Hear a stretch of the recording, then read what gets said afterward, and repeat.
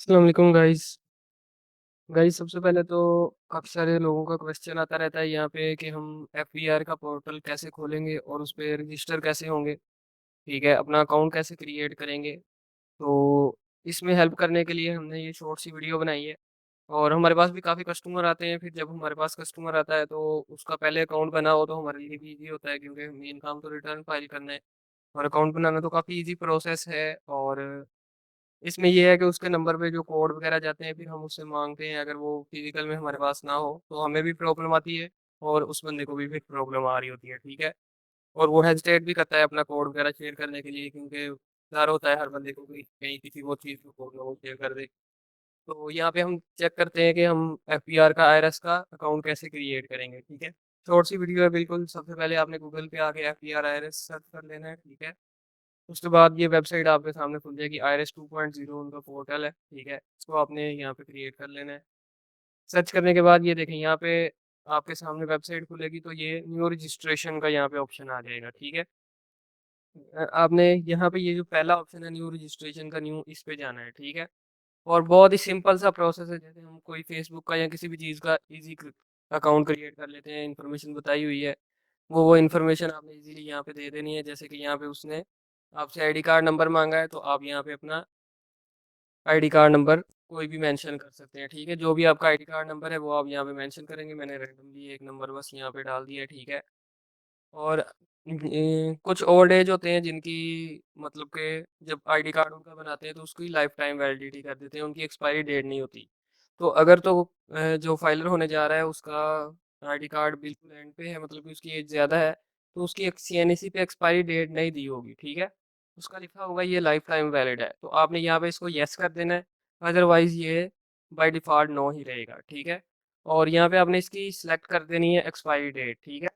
आपके ID card पे यहाँ पे एक्सपायरी डेट आ रही होगी, तो आपने वहाँ से जाके यहाँ पे जो भी एक्सपायरी डेट आएगी, ठीक है? आपने वो यहाँ पे सिलेक्ट करके और यहाँ पे आपने आईडी कार्ड पे फुल नेम लिखना है अपना। जैसे कि मैं यहाँ पे लिख देता हूँ, ठीक है? ये मैंने नेम लिख दिया, ठीक है? और इसके बाद यहाँ पे अगर हम इसको बड़ा कर लेते हैं, ठीक है? इसके बाद आपने यहाँ पे नेक्स्ट कर देना है, तो ये आगे आपसे मज़ीद इन्फॉर्मेशन माँगेगा, ठीक है? और यहाँ पे ये आपने आपने इन्फॉर्मेशन देनी है। सबसे पहले वो आपसे माँग रहा है एड्रेस, ठीक है? आपने यहाँ पे अपना एड्रेस देना है। ज़ाहिर-सी बात है आप अगर इंडिविजुअल हैं तो आपने अपना रेज़िडेंशियल एड्रेस ही देना है, ठीक है? इसको कहते हैं घर का मतलब कि एड्रेस आपका जो है रेज़िडेंशियल जो आईडी कार्ड पे लिखा है आपने वही एड्रेस यहाँ पे देना है। तो यहाँ पे आप रेज़िडेंशियल सेलेक्ट कर लेंगे, ठीक है? उसके बाद हाउस, फ्लैट, ब्लॉक यहाँ पे आपने सेलेक्ट करना है, ठीक है? तो यहाँ पे आप अगर आप गाँव के हैं, ठीक है? तो आप अपने गाँव का नाम लिख सकते हैं। चक नंबर जो भी आपका बनता है वो लिख दें, ठीक है? और उसके बाद ब्लॉक वगैरह जो भी आपका एड्रेस मेनली बनता है जो आईडी कार्ड में लिखा हुआ है वो यहाँ पे लिखते हैं, ठीक है? अगर आप गाँव के हैं तो स्ट्रीट नंबर यहाँ पे क्योंकि मस्ट है कुछ ना कुछ लिखना, तो आप स्ट्रीट नंबर 1, 2, 3 कुछ भी लिख सकते हैं। उसका मसला नहीं आएगा आपको, ठीक है? यहाँ पे आपने अपना गाँव का नाम या उसका नंबर लिख लिया, यहाँ पे स्ट्रीट नंबर लिख दिया, ठीक है? और यहाँ पे आप लिखेंगे एरिया सेक्टर, ठीक है? तो यहाँ पे भी वही अगर आपका जैसे कि घर है उसमें 2-3 लफ़्ज़ आ रहे हैं, यहाँ पे चेक नंबर लिखते हैं, यहाँ पे उसके गाँव का नाम लिख दें, ठीक है? और अगर आप किसी सोसाइटी में हैं तो यहाँ पे आप सोसाइटी का अगर ब्लॉक है, A block, B block, C block वो लिख दें, ठीक है? यहाँ पे सोसाइटी का नाम लिख दें, तो ऐसे थोड़ी-सी चेंजिंग कर लें। उसके बाद एंड पे आ जाना है यहाँ पे आप। यहाँ पे आके आप अपना लिखेंगे जैसे ही, तो यहाँ पे आपसे वो माँगेगा कि आप अपने शहर का नाम लिखें, ठीक है? तो मिसाल के तौर पे हम यहाँ पे आ गए हैं, हम यहाँ पे लिखते हैं 1 सेकंड, यहाँ पे लिखते हैं अगर हम,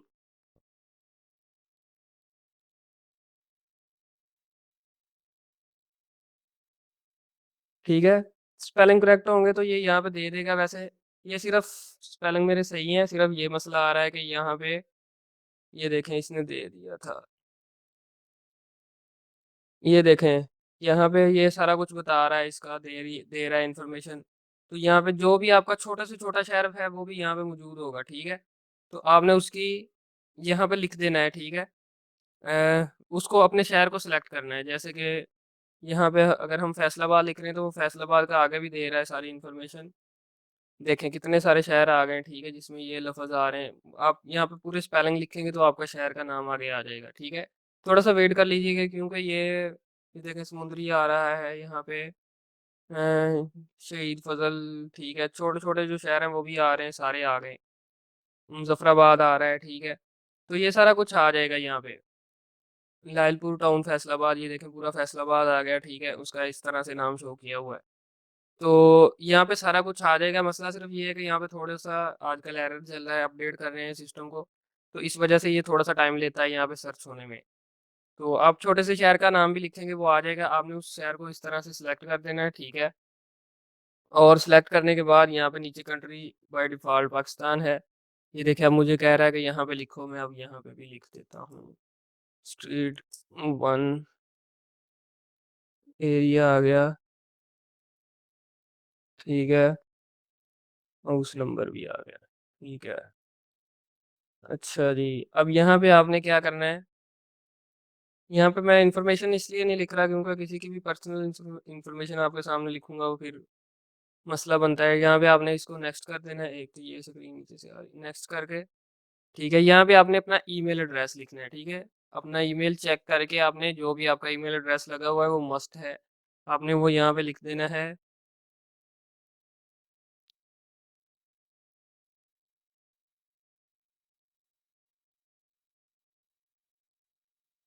इस तरह से, ठीक है? और इसके बाद आपने सबसे मेन चीज़ ये है कि ये यहाँ पे आपने सबसे पहले सिलेक्ट करना है कि आपका सर्विस प्रोवाइडर कौन है, ठीक है? किसकी सिम है आपके पास, जायज़ की है तो जायज़ करें यहाँ पे, जो भी सिम है। उसके बाद उसका नंबर लिखना है, ठीक है? यहाँ पे एक चीज़ ये है कि अगर सबसे पहली बात ये है कि अगर आपके नाम पे सिम नहीं है, तो सबसे ईज़ी प्रोसेस ये है कि आप अपने नाम पे सिम पहले लें और फिर उस पे रजिस्टर हों। क्योंकि ये नादरा से वेरिफ़िकेशन करता है, ठीक है? और वेरिफ़िकेशन करने के बाद अगर आपके नाम पे नहीं हो सिम, तो ये अकाउंट नहीं बनाएगा, ठीक है? कुछ लोग हैं जैसे कि पाकिस्तान में काफ़ी सारी फीमेल्स होती हैं जिनके नाम पे अकाउंट नहीं होता। मोबाइल नंबर उनके नाम पे नहीं होता, तो उसका ये हल होता है, या तो वो अपने नाम पे सिम ले लें, ये ईज़ी प्रोसेस है। ठीक है, या फिर वो यहाँ पे कह दें कि इस देयर मोबाइल अगेंस्ट योर सीएनएसी, इसको नो कर दें, ठीक है। फिर वो माँगेगा आपके आपसे सीएनएसी ऑफ फैमिली मेंबर, ठीक है। यहाँ पे अपना आईडी कार्ड लिखेंगे आप अ, मतलब कि यहाँ पे आईडी कार्ड लिखेंगे जिसका आप नंबर लगा रहे हैं, वो फैमिली का आपकी मेंबर होना चाहिए, आपके फादर का हो सकता है या आपके बेटे का हो सकता है, ठीक है। तो वो यहाँ पे आप उसका आईडी कार्ड लिखेंगे जिसका आप यहाँ पे नंबर लिख रहे हैं, ठीक है? और उसके बाद उसका नेम लिखेंगे, ठीक है? फिर ये नादरा से उसकी भी क्योंकि इसके पास सारा नादरा से डाटा है, ये फिर उसकी भी वेरिफ़िकेशन करेगा कि वो आपकी फैमिली का मेंबर है या नहीं है, ठीक है? तो इसलिए इसको येस ही रहने दें, सबसे ईज़ी प्रोसेस ये है कि एक छोटी-सी सिम अपने नाम पे निकलवा लें, ठीक है? तो वो ज़्यादा बेहतर रहेगा, ठीक है? और यहाँ से आप इसको नेक्स्ट करेंगे तो ये क्या करेगा अब पता नहीं वैलिड है मेरे ये ईमेल और ये देखें। अब मेरा वो सारा मैंने फेक डाला हुआ था तो ज़ाहिर-सी बात है ना मोबाइल का मेरे पास कोड आएगा, ना ईमेल का कोड आएगा। वरना इसमें ये होता है कि यहाँ पे ईमेल की वेरिफ़िकेशन के लिए हमें ईमेल पे कोड आता है 6 अंकों का और मोबाइल नंबर पे भी कोड आता है, ठीक है? तो जब दोनों कोड हमारे पास आ जाएँगे हम वो मेंशन करेंगे, यहाँ पे आपने वेरीफ़ाई कर लेना है कि आपका ही है, ठीक है? बाज़-औक़ात अगर थोड़ा-सा ये डिले भी कर दे तो दोबारा आपने एक्सपायर होने से के बाद फिर से इसको दोबारा से मँगवा लेना है, ठीक है? और यहाँ पे दोनों कोड लगाएँगे उसके बाद ये आपसे ये देखें नेक्स्ट इन्फॉर्मेशन पासवर्ड की है और कन्फर्मेशन की है, ठीक है? तो ये आपसे 2 बार पासवर्ड माँगेगा, कोई भी पासवर्ड अपना लगा लें इसको, ठीक है? पासवर्ड जनरेट कर लें जैसे पासवर्ड होता है, ठीक है? उसमें एक हिस्सा बड़ा होगा आपके नाम का या कोई भी अल्फ़ाबेट एक बड़ा डालना है और बाकी छोटे डालने हैं आपने, ठीक है? और उसके अलावा ये है कि उसमें कोई ना कोई सिंबल डालना है आपने, जैसे कि एट, परसेंटेज का सिंबल, डॉलर साइन, हैश का साइन, ये कोई भी सिंबल डाल सकते हैं और उसके साथ 1-2 नंबर डाल दें, ठीक है? तो इस तरह से पासवर्ड लगा के सारा कुछ आपने इसको कन्फर्म कर देना है। उसके बाद ये नादरा से वेरिफ़िकेशन करेगा और उसी टाइम पे आपका अकाउंट क्रिएट हो जाएगा, ठीक है? आपको ये कन्फर्मेशन का मैसेज दे देगा कि आपका अकाउंट क्रिएट हो गया है, ठीक है? उसके बाद आपने वही जो आपका यहाँ पे आप रजिस्टर करते हुए यहाँ पे जो पासवर्ड लगाएँगे वो और आईडी कार्ड नंबर, ये दोनों चीज़ें आपने हमें प्रोवाइड कर देनी है, ठीक है? उसके बाद वो यहाँ पे लिख के हम लॉगिन करेंगे और आपका यहाँ पे पोर्टल ओपन हो जाएगा, ठीक है? और फिर उसके बाद यहाँ पे रिटर्न फाइलिंग आपकी वो अगर तो आप खुद जानते हैं तो आप खुद भी कर सकते हैं, ठीक है?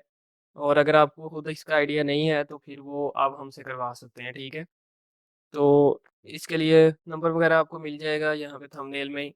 अच्छा ये दूसरा इसमें थोड़ा-सा मैं आपको बता रहा हूँ पासवर्ड फॉरगॉट पासवर्ड का ऑप्शन है, ठीक है? इसमें है फॉरगेट पासवर्ड। फॉरगेट पासवर्ड ये है कि अगर आपका पासवर्ड आप भूल गए हैं, ठीक है? तो आप यहाँ से आपके नंबर पे और जीमेल पे कोड आएगा तो आप यहाँ से कंटिन्यू करके, ठीक है, अपना पासवर्ड फॉरगेट कर सकते हैं और ये है अकाउंट रिकवरी का ऑप्शन, ठीक है? ये मसला इसलिए आया काफ़ी सारे लोगों ने यहाँ पे काफ़ी टाइम पहले ऐसे हुआ था कि लोगों ने लायर से यहाँ पे वकील जितने भी हैं उनसे अपने अकाउंट्स क्रिएट करवाए, ठीक है? और उन्होंने क्या किया कि उनकी जगह जीमेल खुद से बना-बना के कोई भी जीमेल उनकी लगाते गए, ठीक है? नंबर उनके अपने हैं, तो जीमेल कोई भी लगा दी उन्होंने। तो अब उनको वो जीमेल भी नहीं मिलती, वो पासवर्ड भी वो जिस जिस वकील ने भी बनाया वो पासवर्ड भी उनको नहीं देता ताकि वो काम मुझसे ही करवाता रहे, ठीक है? तो इसलिए ये मसला थोड़ा-सा आया है और उसकी वजह से ये है कि अब आप यहाँ पे कंटिन्यू पे क्लिक करेंगे, ठीक है? और यहाँ पे आप अपना आईडी कार्ड नंबर और अपना वही प्रोसेस है मोबाइल नंबर देंगे जो आपके सीएनआईसी पे यहाँ पे देखिए provide the mobile number register against your CNC for account recovery purpose, ठीक है? जो आपके नंबर पे आपके आईडी कार्ड पे जो आपके नाम पे है सिम उसका नंबर देंगे, ठीक है? ये वेरिफिकेशन करेगा उसके बाद ये आपको कहेगा कि आप जीमेल अपनी चेंज कर लें, ठीक है? आप अपनी ईमेल चेंज कर सकते हैं यहाँ पे और ईमेल चेंज करके फिर उस न्यू ईमेल पे ओटीपी आ जाएगा, ठीक है? और फिर आप इसको पासवर्ड लगा के यहाँ से वो भी अपना अकाउंट रिकवर कर सकते हैं, ठीक है? और वो पासवर्ड आपके पास आ जाएगा फिर आप जिससे चाहें वो करवा सकते हैं, ठीक है? ये सिंपल सा प्रोसेस है रजिस्ट्रेशन का और बिल्कुल ईज़ी है, मैं आपको रिकमेंड करूँगा कि ये आप खुद किया करें, ठीक है? जिसने भी रिटर्न वगैरह फ़ाइल करवानी है ताकि पासवर्ड उसके पास रहे और उसका डाटा भी उसके पास महफूज़ रहे। क्योंकि पासवर्ड की तो ख़ैर है लेकिन जब आप जीमेल का और उसका कोड शेयर करते हैं तो बाज़ औक़ात अगर आपको पता नहीं चलता वो आपसे बैंक का कोड मँगवा ले या किसी व्हाट्सऐप का या कोई और चीज़ आपकी हैक कर ले तो वो अच्छी चीज़ नहीं होती, ठीक है? क्योंकि आपके आपके नंबर पे 6 अंकों का जीमेल का कोड आ रहा है, तो बाज़ औक़ात पता नहीं चलता कि ये कोड किसकी तरफ से आया है, ठीक है? एफबीआर की तरफ से आया है या फिर किसी और इदारे की तरफ से आया है या व्हाट्सऐप की तरफ से आया है, तो वो नहीं पता चलता, ठीक है? तो इस तरह से आपका कोई भी मतलब के चीज़ हैक होने से बचने के लिए ये ईज़ी प्रोसेस है कि आप अकाउंट खुद ही क्रिएट कर लें, ठीक है?